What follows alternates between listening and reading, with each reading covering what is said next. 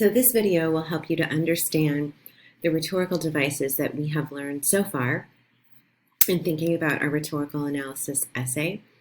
It will also help you to think about how to read a rhetorical piece where you will analyze it for your essay. So let's begin. I always say that you can't go wrong with repetition.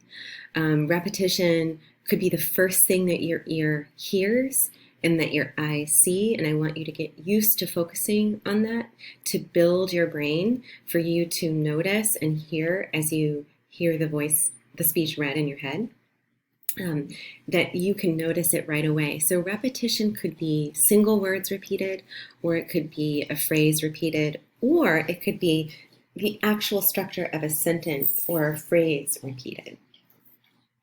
So like an umbrella over something, right? Repetition is the overarching rhetorical device. You can go with it. You only need 3 rhetorical devices for your essay. Each rhetorical device is a body paragraph.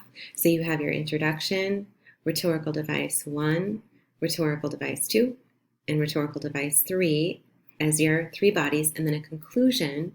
And then you need 2 examples from different parts of the speech for each of the 3 rhetorical devices. Okay, so I'll talk more in my second video about how to read quickly and strategically so that you can identify your 3 rhetorical devices and find your examples and begin to craft your essay in that time testing environment of the exam. So if repetition is the umbrella, a couple different pieces of repetition or types of repetition or devices that have repetition as part of it, one of them being parallelism, the other alliteration. So with alliteration, sounds at the beginning of words are repeated. And with parallelism, we have different chunks of the way a sentence is written that's repeated, or different ways the word endings are repeated to match. And then I circled parallelism because it's a really rich rhetorical device to use and get a lot of mileage out of. It's one that I recommend you practicing and knowing super well because it can show that relationship between 2 or more things in a contrast or compare. So again, if you notice repetition, you could just go with repetition as a rhetorical device. You could also have repetition and parallelism and alliteration if you wanted to for your 3 devices, if you can separate them out and find 2 examples of each for your essay. So the same umbrella thing is going on with analogy, and then underneath analogy we have simile and metaphor. Analogy is, like I said in class, like a souped up car. It's more than a car, right? Analogy is more than a metaphor. It's more than a simile. It is extended with more language, with more detail. It kind of builds this richer image in your mind, right? Whereas metaphor is something, God of war, right? It's putting 2 opposing things or contrasting things together real short and brief to create an image of what that one thing is that the writer's trying to say. And simile uses like or as to make that real short comparison, whereas metaphor is extended. So irony and verbal irony. Verbal irony is what we're going to notice a lot in rhetoric because it is the art of speaking and putting language together. Why is irony used? Well, first of all, what is it? It is the difference between what is said and what is meant, what the speaker means, or it is the difference between what is said and reality. There is that gap that leaves the audience kind of questioning or may draw them in and pay attention more. So with verbal irony, it can also be used to expose or to uncover, right? Bring attention to discrepancies or differences in facts. So it can be used to say, hey, here's the truth. And they do that by showing it through verbal irony, the discrepancies. It's also a way to create the writer's point of view. And so as you, the writer, of and reader of that speech will have to figure out how it is used. Is it used to create point of view? And how does this writer of this speech do that through irony or verbal irony? It also can be used to make fun of something and to poke fun at. And then we have here is the contrast. Like I said before, the difference between what is said and what is meant. This is just a slide to kind of show more about what verbal irony is doing. If it's raining outside, you might hear someone say, "What lovely weather we're having," right? I'm going to try to do this. These are examples of verbal irony. My example would be, so I made a PowerPoint and everybody loves me. There's that gap possibly between what I said and what is reality, right? Or if I use it in a certain way, what I said and what I mean. And this is where we get more into that. So this slide should actually read sarcasm, and this is a very specific kind of verbal irony. It's when there's a shift in tone or attitude. And you can tell on this picture to the left, "Hey, what are you doing here at the supermarket?" And I'm just like, "Oh, you know, hunting elephants." So it's the way that I said it that brings out the sarcasm in that. It's edgier. There is a tone there, and it can be used also to create the effect of an attack, or depending on the tone, humor. And then you're going to have to figure out, is it sarcasm? Why? What effect does it have? Is it humor or attack or something else? And how does the writer use sarcasm? And why in this particular part of the speech is the writer using sarcasm? What idea is underneath? What meaning is underneath? Is the writer using it to grab attention or to uncover a truth or to show his or her point of view? And then what is the overall effect on the audience? Those are the questions that you will need to learn and remember and use and practice that will help you to develop your analysis in the essay. So we have verbal irony, lovely weather, and then if we take it one step further, we shift in tone and we have an attitude, we become edgier, then it becomes sarcasm. So here's the umbrella again. We have verbal irony, sarcasm, and now we're going to talk about a very specific kind of verbal irony with understatement. You can kind of guess from the word understatement, perhaps it's like underwhelming, right? Not overwhelming, but underwhelming.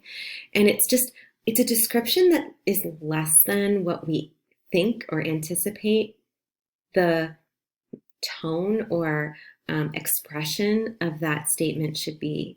In the example here, a Category 5 hurricane, if someone says, "We've had a bit of weather," really? I mean, you've had like a really bad weather. But this person is using understatement. Your job as the reader and the writer of this essay is to dig with questions, practice those questions. Why is the writer using it? Why in this part of the speech is the writer using it? What is the writer showing from using that? Okay, and the questions continue. I said that before, so you can go back. I don't want to repeat them all every time because you'll get tired of me saying them.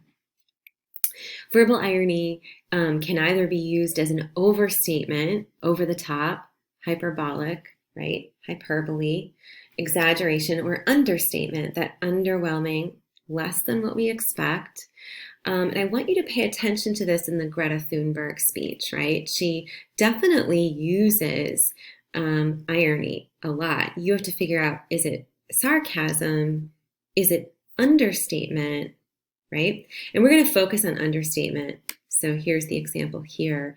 Again, it is less than what you think it should be based on the situation.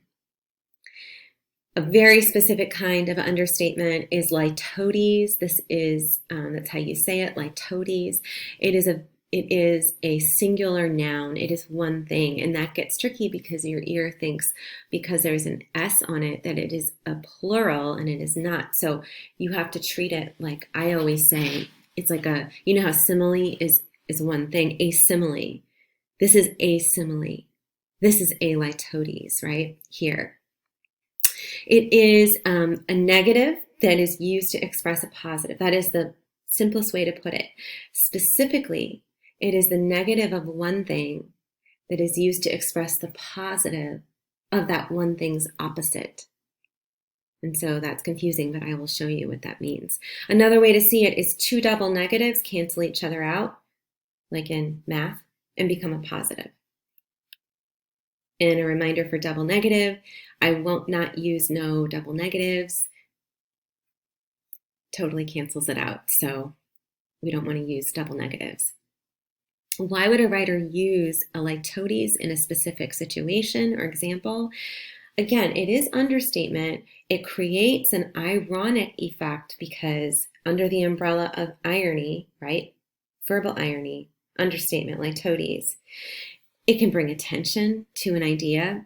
And I find this helpful, the third bullet.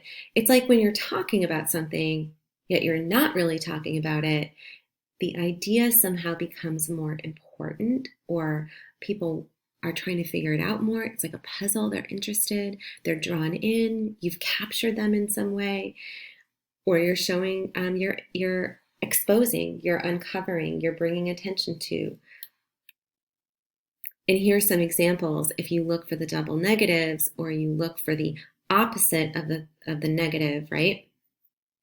So his statements are not without truth. He's not unlike his older brother. So if you take the opposite of unlike and you think the positive, right? So he's not unlike.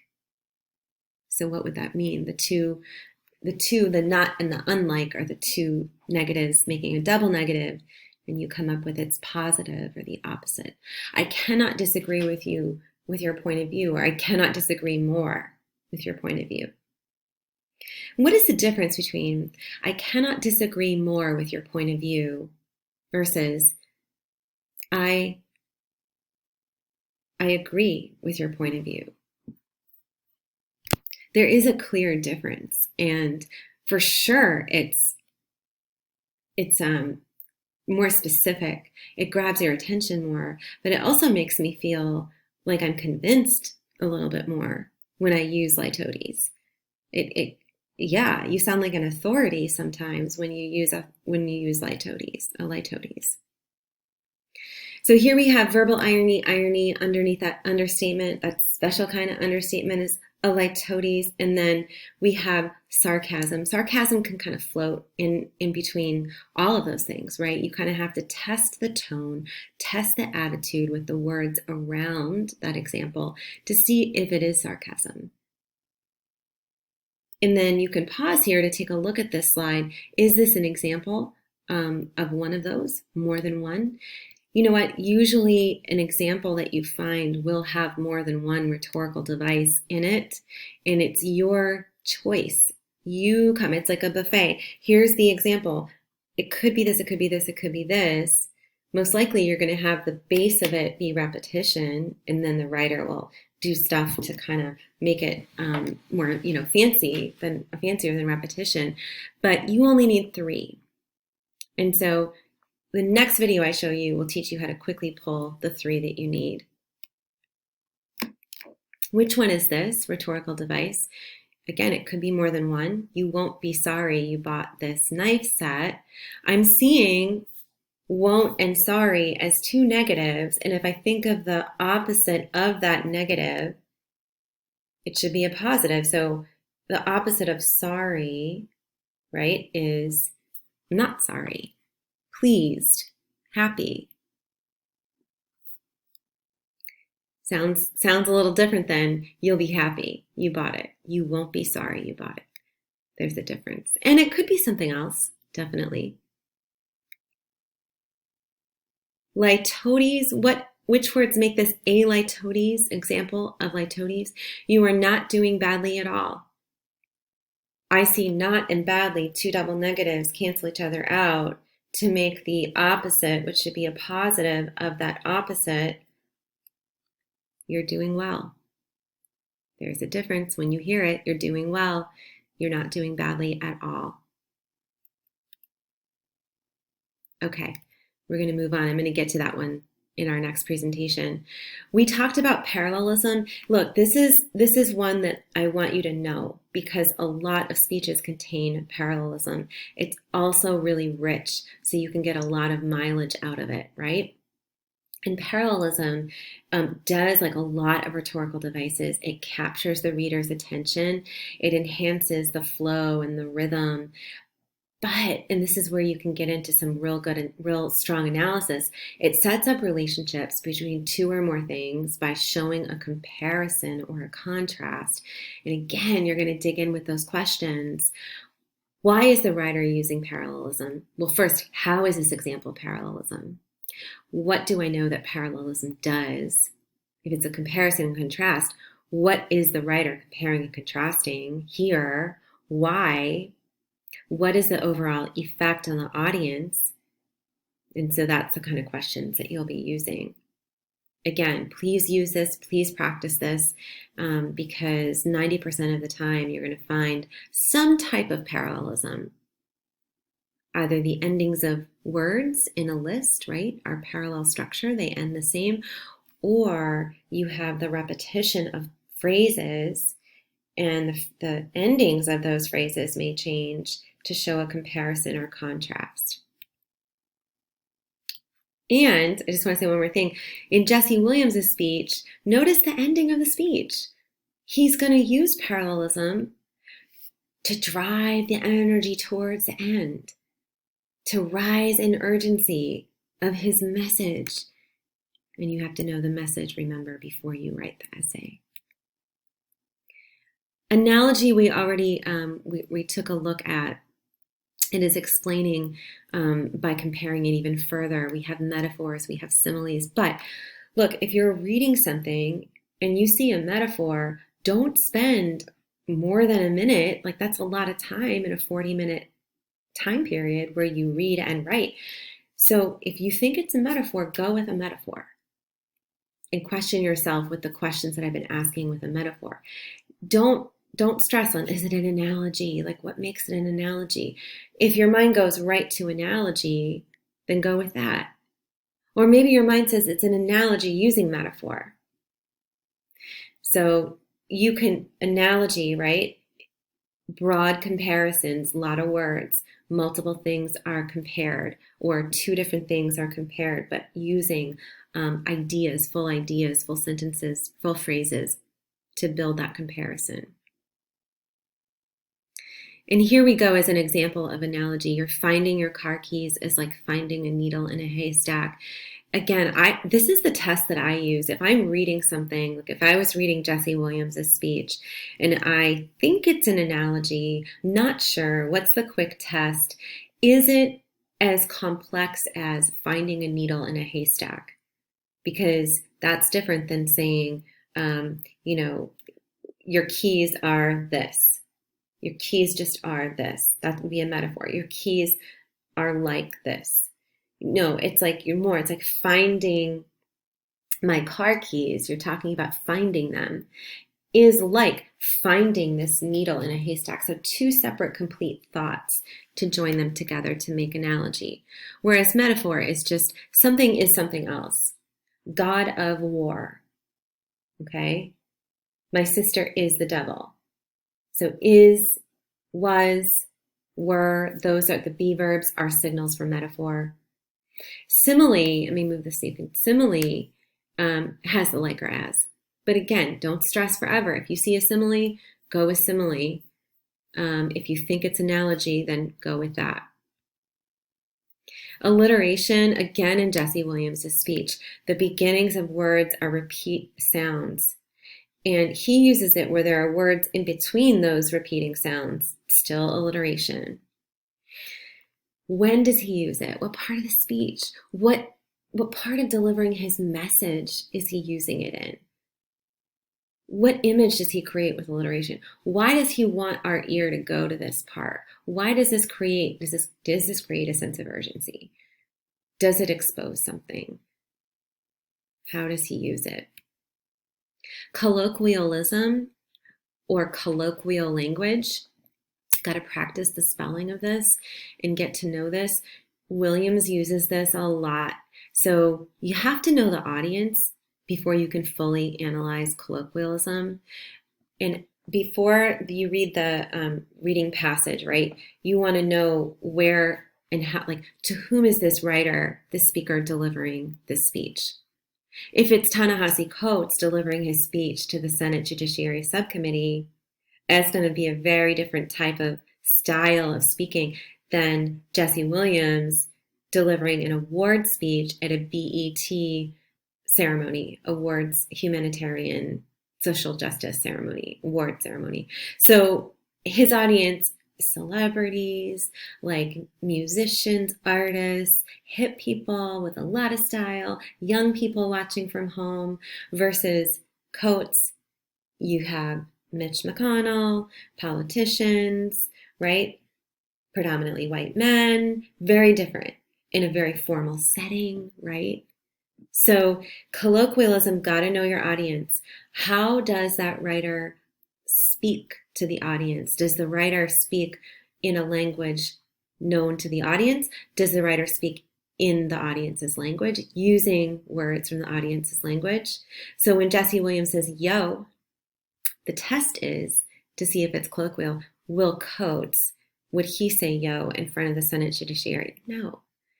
And then you also got to think, who is the speaker, right? Jesse Williams is an actor. He's seen more as on the informal level, where Coates is a professor. He's an academic. He's a historian. If Coates did use that at the Senate Judiciary Subcommittee, he would blow up the entire speech. So he could have, but that would be another rhetorical choice. So I like colloquialism because you can build in how the writer connects with the audience.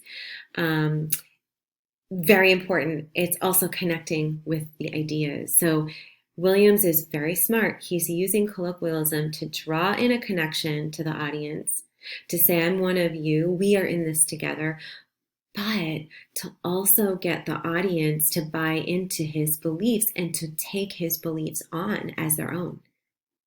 And that's going to be the same for anyone who uses colloquialism in their speech. This is just a reminder to use your power verbs. There is a link right here, green box. It'll be in all of our charts. Use it. Experiment with these words. We got to up the level of the vocabulary. The easiest way, hands down, to make your writing stronger and better is to change out your verbs. Like, just try it and practice it. No ises, no wases, well, you can. But try to replace the be verbs and try to replace words like says, shows, states, no, none of those. Even demonstrates, like amp that up, right? So as your claims, as your topic sentences, you could have Williams employs allusion, rhetorical device, or analogy in order to, Williams utilizes. But you could also say, like, Williams exaggerates with irony in order to. So you're making a statement there, right? If you want to level up. And then here, you've got to use the rhetorical flow. Schools across the country who score high are using the rhetorical, like stems. They know how to practice. We got to use the same thing. Know how to practice the flow, using rhetorical analysis language, how words are put together to analyze. Very important. Okay, so in the next video, I am going to show you how to organize your essay and read very quickly for a rhetorical device.